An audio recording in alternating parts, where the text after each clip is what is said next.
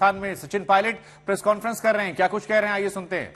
जो बहुमत हमको नहीं मिला उससे ज्यादा बहुमत कांग्रेस पार्टी को कर्नाटक में मिलेगा। इस प्रचार में, इलेक्शन कैंपेन में जिस प्रकार के शब्दों का प्रयोग हुआ और खासकर हमारे राष्ट्रीय अध्यक्ष खारगे साहब के को धमकी दी गई, उनको उनके परिवार को जान से मारने की, उस पर भी केंद्र सरकार, राज्य सरकार ने कोई पुख्ता कदम नहीं उठाए। तो ये एक निम्न स्तर की राजनीति है और इसका हम सबको खंडन करना चाहिए। मैं कड़े शब्दों में इस प्रकार की वारदातों की निंदा करता हूं और उम्मीद करता था कि भाजपा के लोग इस प्रकार का पक्षपात रवैया नहीं अपनाएंगे। और खारगे साहब जी को जो धमकी मिली वो एक तरह से बौखलाहट का परिचय था। साथियों, आप ये भी जानते हैं कि एक बात तो और स्पष्ट हो गई है। सामान्य मुख्यमंत्री जी का भाषण परसों धौलपुर में हुआ और उस भाषण को सुनने के बाद मुझे ऐसा लगता है कि सामान्य मुख्यमंत्री जी की नेता आदरणीय श्रीमती सोनिया गांधी जी नहीं है, बल्कि उनकी नेता वसुंधरा राजे सिंधिया जी हैं। उनकी नेता सोनिया गांधी जी नहीं है, बल्कि उनकी नेता वसुंधरा राजे सिंधिया जी हैं। और एक तरफ ये कहा जा रहा है कि हमारी सरकार को गिराने का काम भाजपा कर रही थी, दूसरी तरफ कहा जाता है कि सरकार को बचाने का काम वसुंधरा जी कर रही थी। तो ये जो विरोधाभास है, इसको समझाना चाहिए। आप कहना क्या चाह रहे हैं ये स्पष्ट कर देना चाहिए।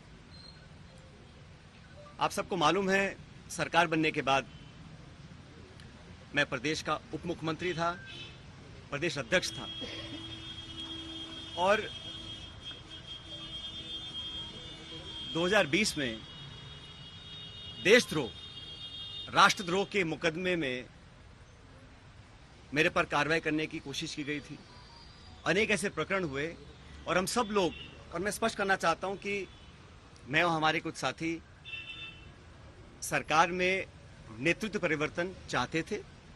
अपनी बात को लेकर हम दिल्ली भी गए और अपनी बातों को रखा। उसके बाद अखिल भारतीय कांग्रेस कमेटी ने लगातार चर्चाएं हुई और आज वो दुनिया में नहीं है, स्वर्गीय अहमद पटेल साहब, लेकिन उनके माध्यम से सब नेताओं से मुलाकात हुई और एक कमेटी का गठन हुआ, एआईसीसी ने किया। उसमें माखन साहब, वेणुगोपाल जी और अहमद पटेल जी सदस्य थे और उस कमेटी का एक काम था। और कमेटी जब गठन हुआ उस समय हम सबकी बात सुनकर हमारी बातों को एक्सेप्ट किया गया और एक रोड मैप तैयार किया गया। बहुत सारी बातें उसमें थी, मैं उसका उल्लेख नहीं करूंगा, लेकिन कमेटी का गठन हुआ और उसके बाद से हम सब ने, चाहे वो राज्यसभा के चुनाव हो, चाहे विधानसभा में मतदान हो, पार्टी का प्रचार हो, कांग्रेस को मजबूत और ताकतवर बनाने के लिए हम सभी साथियों ने जी जान से कोशिश की और मेहनत की। और 2.5 साल का जो कार्यकाल निकला वो इस बात का प्रतीक है। अनुशासन तोड़ने का काम कभी भी किसी ने नहीं किया। मुझे बहुत कुछ कहा गया, कोरोना, गद्दार, निकम्मा आदि, और जो ये आरोप परसों लगाए गए, ये 2.5 साल से मैं आरोप सुन रहा था। लेकिन हम अपनी पार्टी को